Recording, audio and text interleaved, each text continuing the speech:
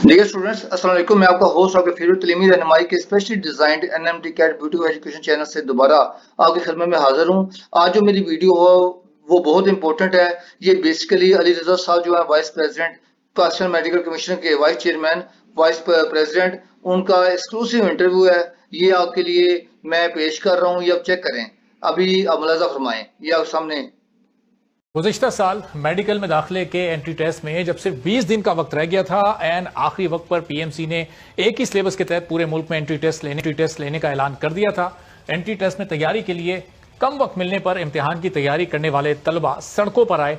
अदालत ने एक्शन लिया और फिर पीएमसी को अदालती हुक्म पर 15 नवंबर 2020 को होने वाले एंट्री टेस्ट को मंसूख करके 29 नवंबर को वो टेस्ट लेना पड़ा था।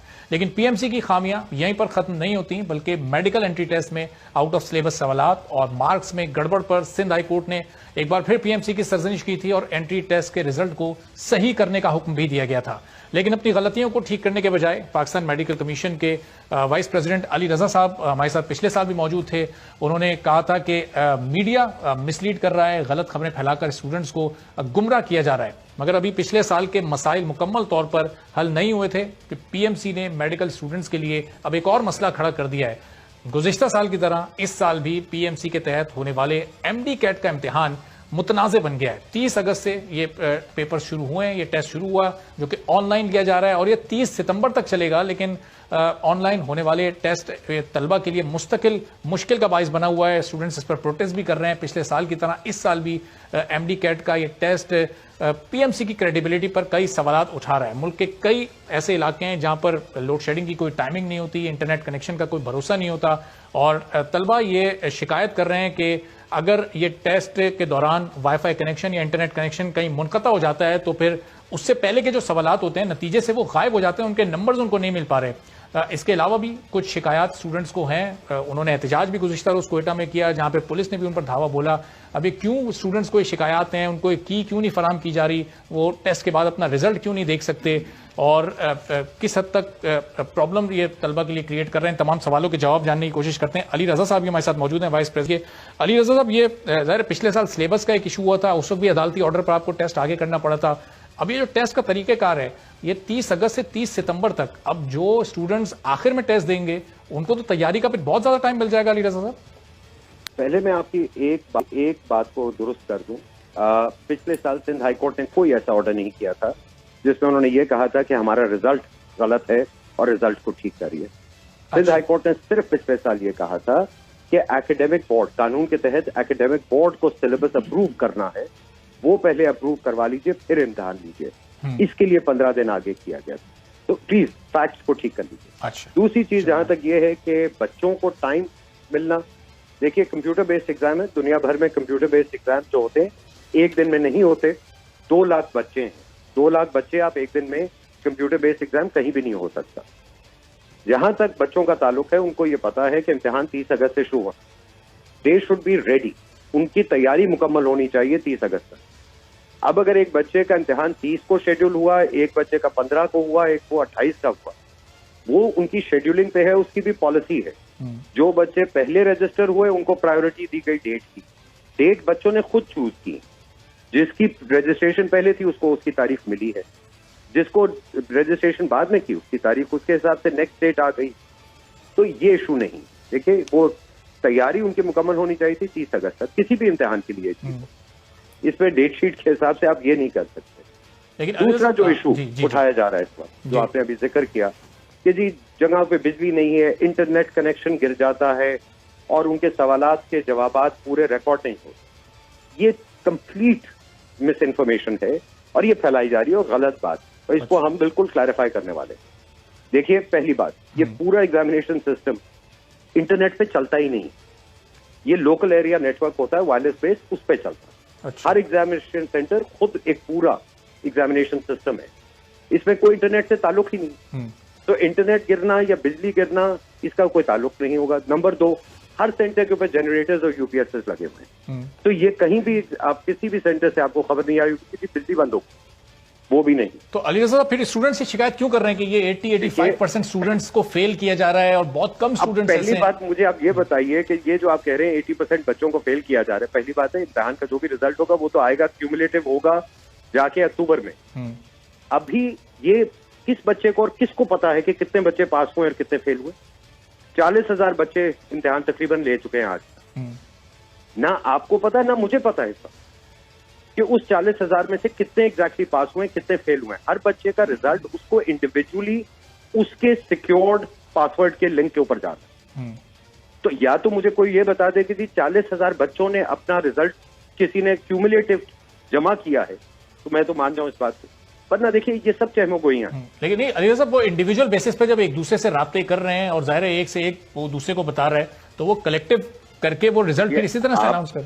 आप भी समझते हैं, मैं भी समझता हूं कि पूरे पाकिस्तान क्या 40,000 बच्चों ने एक दूसरे से बात करके ये कलेक्टिव पूरा कोई रिकॉर्ड बनाया है? अब सोशल मीडिया के प्लेटफॉर्म्स हैं अली साहब, एक कहीं ट्रेंड बनाया जाता है, वहां पर सब अपने अपने रिजल्ट्स को शेयर कर रहे हैं। सोशल मीडिया के ट्रेंड्स आप भी जानते हैं, मैं भी जानता हूं। सोशल मीडिया के ऊपर जितनी मिस इन्फॉर्मेशन और डिस इन्फॉर्मेशन फैलाई जाती है हम सब जानते हैं। 400 बच्चे अगर सोशल मीडिया पे शोर मचाएंगे, वो लगेगा कि 4,000 बच्चा शोर मचा रहे हैं। देखिए ये हमारे यहाँ अनफॉर्चुनेट बात है, सालों से चल रही है, सिर्फ मेडिकल में नहीं, हर जगह। जो फेल होगा वो शोर मचाएगा। मुझे ये बताइए कि जो बच्चे पास हो रहे हैं वो ये क्यों नहीं है? अगर कोई बच्चा जो पास हो रहा है, जो कोई पास हो रहे हैं वो उनके कई ट्वीट्स या सोशल मीडिया पर कोई ट्रेंड्स में वो नजर भी तो नहीं आ रहे, कहीं वो नजर होते आए कि कहीं कोई पीएमसी को सपोर्ट करने वाले स्टूडेंट्स भी हों। मैं आपको वो दो चीजें बड़ी क्लियरली बता सकता हूँ। पहली बात, सिस्टम बिल्कुल ठीक चल रहा है। ये सिस्टम बड़ी एहतियात से हमने इसको टेस्ट किया हुआ और रोजाना इसकी एक ड्यू डिलिजेंस होती है to make sure the system बिल्कुल ठीक चल रहा है। वो ठीक चल रहा है। दूसरी चीज देखिए, रिजल्ट जब कंप्लीट होगा 1 अक्टूबर के बाद, नंबर आप सबके सामने आएंगे उस पर। अभी हम जो भी बात कर रहे हैं वो प्रिजम्पटिव है, वो हम सिर्फ और सिर्फ प्रिज्यूम कर रहे हैं कि ये हो रहा है। रिजल्ट आ जाने दीजिए, तब जाके पता चलेगा कि क्या पोजीशन है। ठीक है, की आज जो भी हम बात कर रहे हैं वो अंदाजे पर। कोई हार्ड कॉपी या की स्टूडेंट्स को फराहम की जा रही है अली साहब? सर दुनिया में कहीं पे भी आपके कंप्यूटर बेस्ड एग्जाम छोड़िए, एमसीक्यू बेस में हार्ड कीज और ये पेपर नहीं दिए जाते। ठीक है, अगर सारे एग्जामिनिंग अथॉरिटी हर बार अपने सारे इम्तिहान के पर्चे हवाले कर दें पब्लिक को, तो 3 साल में सारा क्वेश्चन बैंक खत्म हो जाएगा। और फिर वही होगा जो यहाँ होता रहा है कि आपके ये ट्यूशन सेंटर उन्हीं सवालात की कीज बना के बच्चों को कहते हैं रट्टा लगा लो। हम असेसमेंट कर रहे हैं बच्चे की नॉलेज बेस, तो उसने नॉलेज क्या अक्वायर की है, रट्टे के ऊपर तो नहीं हमने चलाना था। सही। और साहब ये जो 30 दिन तक आप ये लोग टेस्ट ले रहे हैं, तो 30 रोजाना 2 टेस्ट हो रहे हैं, तो आप लोगों को 60 पेपर्स बनाने पड़ रहे होंगे।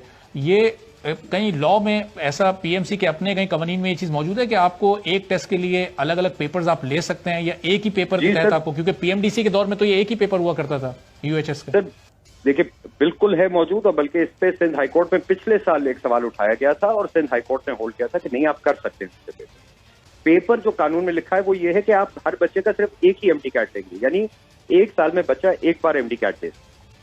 आप ये नहीं कर सकते कि बच्चे 3 बार या 4 बार एमडी कैट, जैसे सैट वगैरह के इम्तिहान दुनिया भर में होते हैं वो कई बार होते हैं साल, तो इम्तिहान एक ही होगा, मगर वो बेशक 30 दिन में या 32 दिन में हो, दैट इज अलाउड।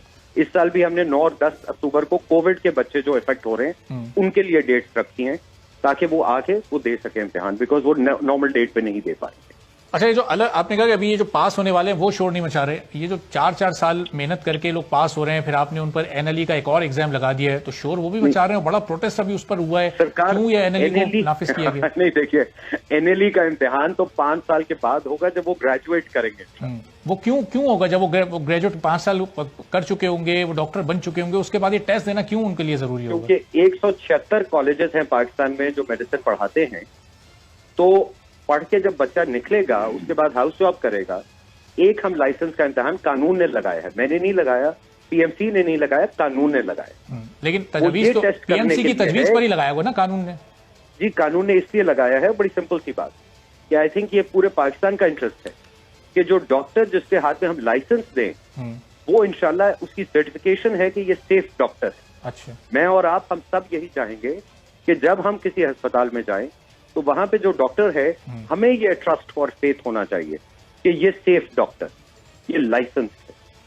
तो उससे पहले जो वो 5 साल अपना कोर्स कंप्लीट करके, अपनी डिग्री कंप्लीट करके अली रज़ा साहब आया होगा, तो वो उन 5 सालों के बाद वो सेफ तस्वुर नहीं होगा?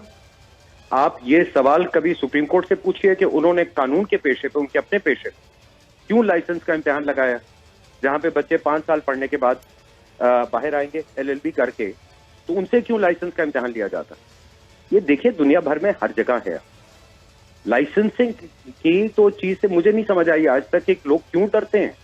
आप एक कॉलेज की डिग्री लेके आते हैं, उसके बाद आपने एक पेशे में जाना है, वो एक प्रिविलेज है, उसके लिए लाइसेंसिंग दी जाती है। अलीरज़ा साहब, सिर्फ न्यू कमर्स ही नहीं, जिनको ये एग्जाम देना सिर्फ वो इसके खिलाफ नहीं है, बल्कि बहुत सीनियर प्रैक्टिसिंग डॉक्टर्स, पूरी पाकिस्तान मेडिकल एसोसिएशन भी इसके खिलाफ है। जी, बेतहाशा डॉक्टर्स हैं बाय द वे, और बहुत बच्चे हैं जिन्होंने हमें ये भी आके कहा है कि जी हम इसके बिल्कुल हक में हैं और ये बहुत अच्छी चीज है।